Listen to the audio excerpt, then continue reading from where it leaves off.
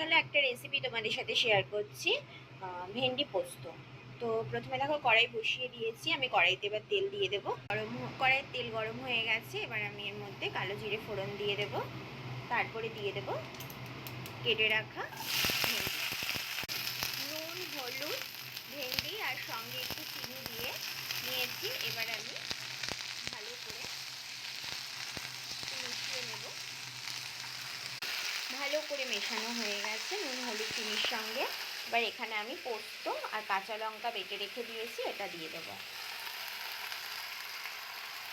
এটার সাথে ভালো করে মিশিয়ে নেব। আমার মেশানো হয়ে গেছে, এবার আমি জল দিয়ে একে ঢাকা দিয়ে দেব। দেখো আমি ঢাকা চাপা দিয়ে দিয়েছিলাম, তো আমার ভেন্ডি পোস্তটা হয়ে গিয়েছে। এবার আমি নামিয়ে দেব। এইরকম হয়েছে ভেন্ডি পোস্তটা, খুব সহজ রেসিপি। আমি সামনে কাঁচা তেল আবার ছড়িয়ে দিয়ে